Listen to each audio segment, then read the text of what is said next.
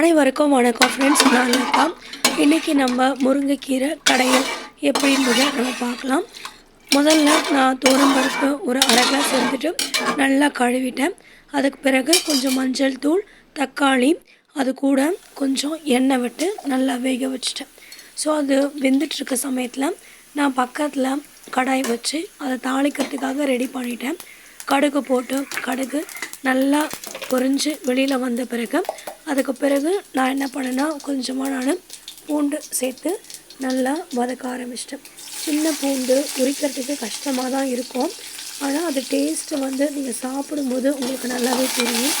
So first முதல்ல அந்த பூண்டு போட்டு நல்லா வதக்கிடுங்க. வதக்கிட்டு அது கூட நான் வெங்காயம் பொடியாக அரிஞ்சு வச்சுருந்தேன். அந்த வெங்காயத்தையும் நான் நல்லா வதக்க ஆரம்பிச்சிட்டேன்.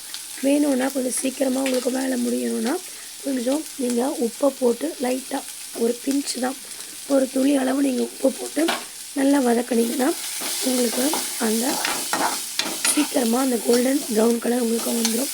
ஸோ பூண்டு, வெங்காயம் இதெல்லாம் போட்டு நல்லா வதக்கிடுங்க. பக்கத்துலேயே கேஸில் பருப்பு வெந்துட்டுருக்கு. ஸோ அதுக்குள்ளே இதெல்லாம் நீங்கள் ரெடி பண்ணி எடுத்து வச்சுக்கோங்க. கொஞ்சம் உப்பு போட்டு நல்லா வதக்கிக்கோங்க ஃப்ரெண்ட்ஸ். இந்த முருங்கைக்கீரை கடைகள்ன்றது ரொம்ப நல்லது உடம்புக்கு. பக்கத்தில் விசிலாம் வந்திருக்கு. நான் இதையும் ரெடி பண்ணிகிட்ருக்கேன்.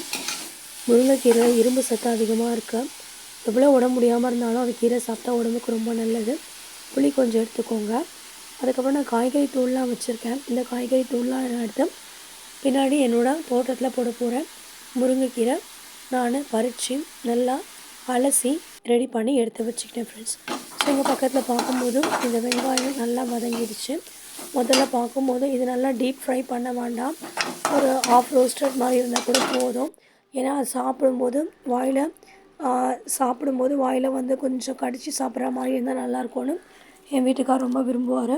ஸோ நான் அப்படியே பண்ணியிருக்கேன். ரொம்ப டீப்பாக நான் ஃப்ரை பண்ணல.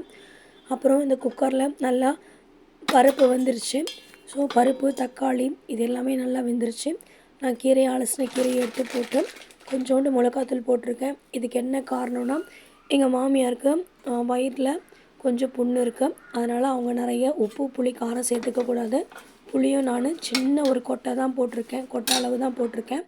ஸோ ஒரு 1/4 ஸ்பூன் மிளகாத்தூள், கொஞ்சோண்டு ஒரு சின்ன ஒரு கொட்டை அளவுக்கு கொஞ்சோண்டு புளி, அப்புறம் அதை போட்டு தண்ணி வேணும்னா கொஞ்சம் ஊற்றிக்கோங்க. தண்ணி கரெக்டாக இருந்துச்சுன்னா அந்த தண்ணியே போதும். ஏன்னா நான் இப்போ கட்டியாக தான் கடைய போகிறேன்.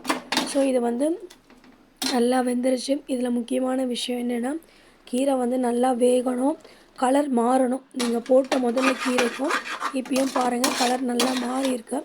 கீரை வேகலைன்னா நிச்சயமாக பேதியாகும். அது பெரிய பிரச்சனையில் கொண்டு போய் முடியும்.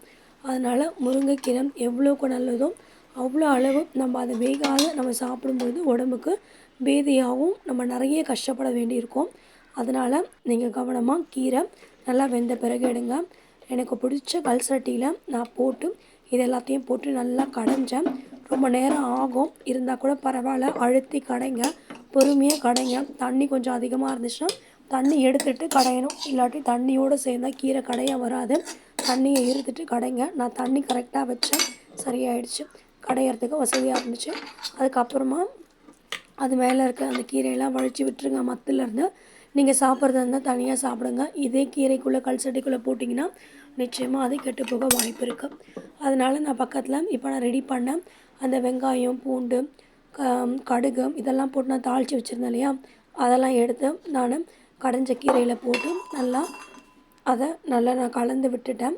ஸோ பார்க்குறதுக்கே ரொம்ப வாசனையாக இருந்துச்சு. ஒரு சிட்டிக்காக நீங்கள் பெருங்காயத்தூளும் போட்டுக்கோங்க ஃப்ரெண்ட்ஸ். ஸோ ரொம்ப சிம்பிளான ஒரு விஷயம், ஆனால் இது செய்கிறதுக்கு பொறுமை ரொம்ப முக்கியம். கீரை வேகுதான்னு பார்க்கணும், கடையணும் friends. Thank you. Have a great day.